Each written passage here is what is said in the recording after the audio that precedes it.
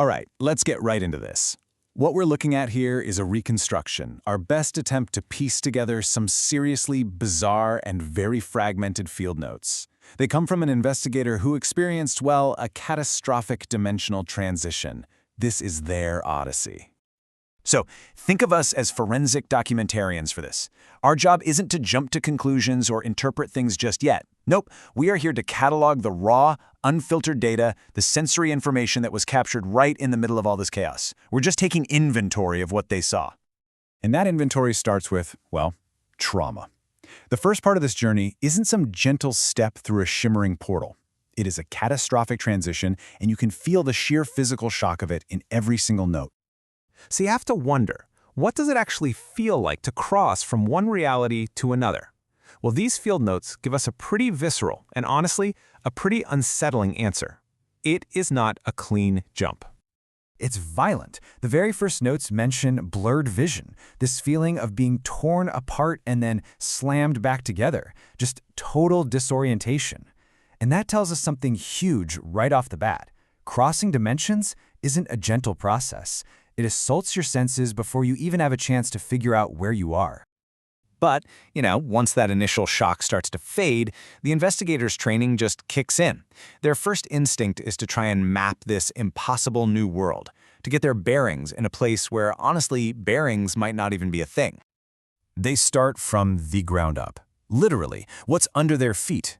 The description is just stark, vast, chalk-white plains. The notes imply this brightness that feels almost artificial, like a completely blank canvas for a brand new reality. But this canvas isn't empty. Sticking up from these white plains are features described with just one word: jagged. That's it. No other detail, just sharp, aggressive, vertical shapes. It really paints a picture of this intense, almost hostile geometry. And then the atmosphere comes in and just throws a wrench into that whole clean, black and white visual. There are these gaseous clouds of a sickly yellow color everywhere, and that color immediately makes you think of something toxic, right? Like a chemical smog, bathing this entire landscape in a corrosive haze. And here is where the investigator's ability to just categorize things completely breaks down. Floating in that yellow haze are these objects that they just can't define. Are they some kind of advanced technology, or are they bizarre local creatures? The absolute best comparison they could come up with was luminous giant sea urchins, and you can see that ambiguity right there in the notes. Tech? Biology? They had no idea.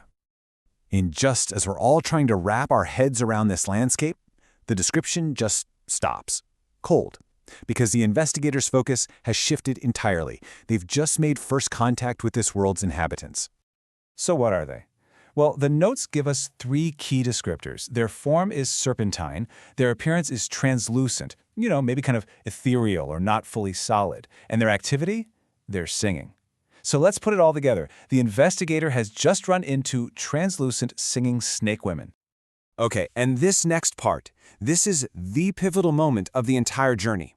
This is where every single assumption we've made about this place gets completely shattered. It leads to this fundamental shift in how we have to understand reality itself.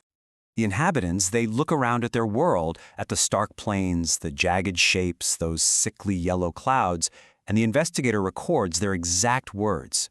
And with what sounds like genuine joy, they cry out, "Oh, it's so beautiful here." Beautiful.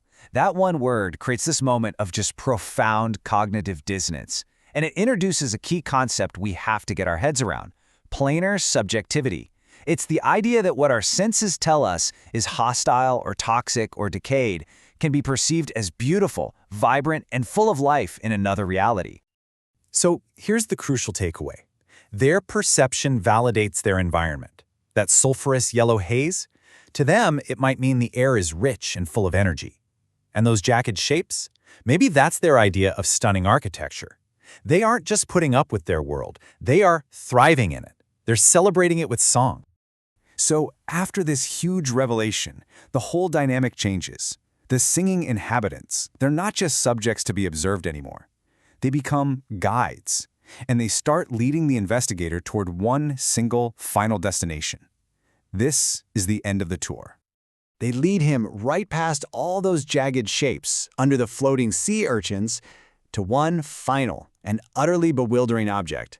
An object so completely out of place, it breaks the new reality he was just starting to catalog. They led him to the giant hamburger. Yeah, that's what the notes say. Not something like a hamburger, a colossal piece of human food, sitting right there in the heart of this completely alien dimension. And this is the point where the investigator's framework for reality just collapses. And this is the agonizing part about working with these fragmented sources. Because right at this moment, this peak moment of mystery, immediately after the giant hamburger is revealed, the notes just stop. The data feed cuts off. There's just silence. So we're left just staring at this bizarre setup with no punchline. The fact that it's so mundane is what makes it so profoundly disturbing in that alien landscape. So what is it? A trophy? A really weird attempt at communication? Or maybe it's a projection from the investigator's own mind, just desperately trying to find a familiar pattern in something incomprehensible. Ultimately, that hamburger might be the final lesson in planar subjectivity. It's an object so normal to us that it becomes completely alien in this new context. It's a symbol that our logic, our systems of meaning, they just don't apply here. The notes end, but that central, maddening question is what we're left with. Why the giant hamburger?